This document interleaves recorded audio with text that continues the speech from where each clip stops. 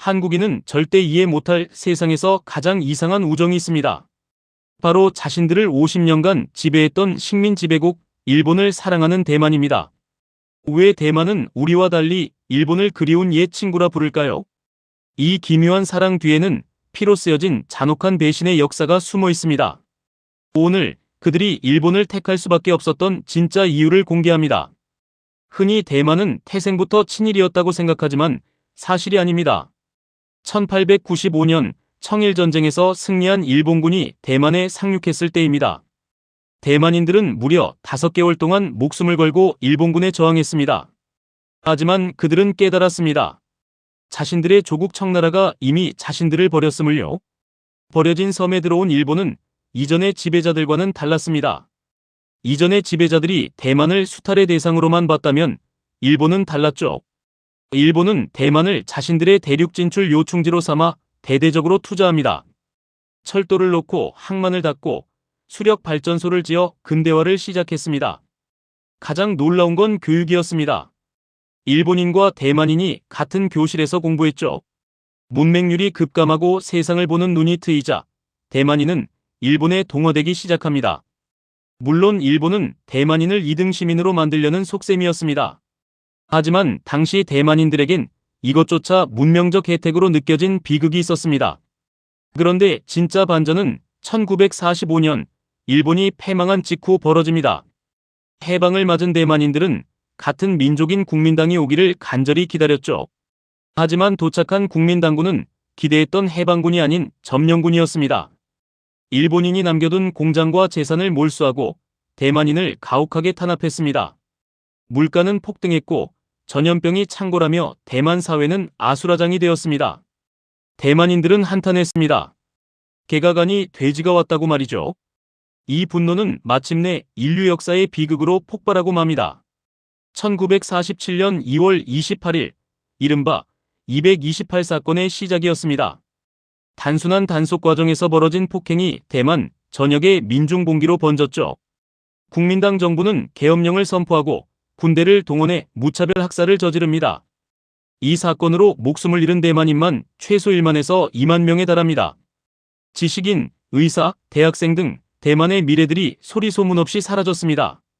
이것이 대만인들이 일본을 그리워하게 된 결정적 계기입니다. 같은 민족이라 믿었던 이들에게 도살당하느니 차라리 일본이 나았다는 거죠. 일본은 질서와 법치라도 있었지만 국민당은 폭력과 부패뿐이었습니다.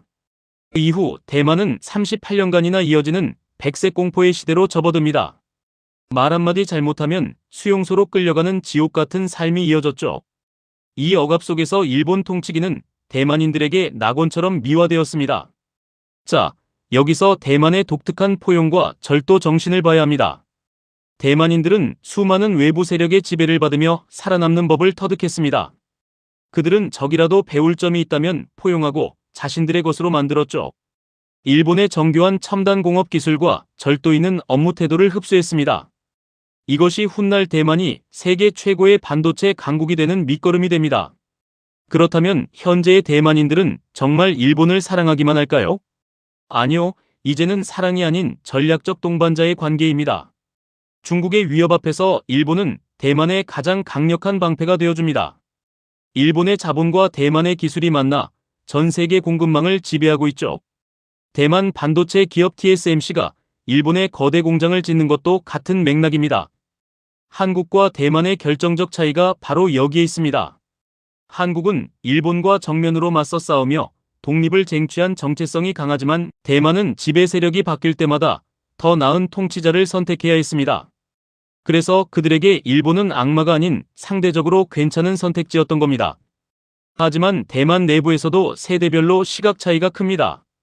일본어를 유창하게 하며 일본을 그리워하는 노년층 본성인과 민주화 이후 대만의 독자적 정체성을 강조하는 젊은 세대들입니다.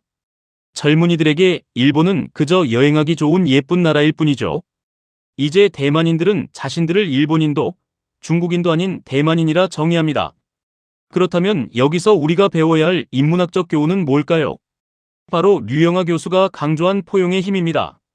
아픈 역사마저 버리지 않고 주머니에 담아 만두를 빚듯 품는 마음이죠. 그 포용력이 있었기에 대만은 열강들의 틈바구니에서 살아남았습니다. 그리고 그 살아남은 힘은 오늘날 전 세계를 움직이는 기술이 되었습니다. 당신에게 일본은 어떤 나라인가요? 그리고 대만은요? 우리가 대만을 친일 국가라고 비난하기 전에 그들의 상처를 봐야 합니다. 2.28 사건의 비극을 안다면 그들의 친일은 생존을 위한 울부짖음이었음을요. 동아시아의 이 기묘한 삼각관계 속에서 우리는 어떤 길을 가야 할까요? 단순한 감정을 넘어선 냉철한 지정학적 분석이 필요한 시점입니다. 오늘 영상이 여러분의 시야를 넓혀주었기를 바랍니다. 대만은 한국에게 가장 닮았으면서도 가장 다른 거울 같은 존재입니다. 그들의 역사를 아는 것은 곧 우리의 안보를 지키는 일과 같습니다. 이 깊이 있는 통찰이 마음에 드셨다면 구독을 눌러주세요. 여러분의 지적 호기심이 알고리즘을 이끄는 가장 큰 동력입니다. 다음 영상에서는 중국이 대만을 절대 포기할 수 없는 진짜 이유를 다룹니다. 단순한 영토 분쟁이 아닌 14억 인민의 생존이 걸린 무서운 진실입니다. 그 충격적인 내막은 다음 에피소드에서 모두 공개하겠습니다. 대만 여행 가기 전 이 시리즈를 보는 것만으로도 당신은 전문가가 됩니다. 포용화돼 절도를 지키는 대만의 매력에 더 깊이 빠져보시죠. 끝까지 시청해주셔서 감사합니다. 여러분의 생각은 어떠신가요?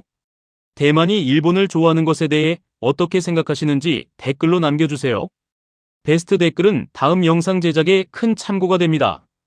지금 바로 구독, 좋아요를 눌러 이 지식을 더 많은 분들께 공유해주세요. 지식은 나눌수록 커지고 우리의 안보는 단단해집니다. 지금까지 뻔뻔한 지식군이었습니다. 평화로운 하루 되세요.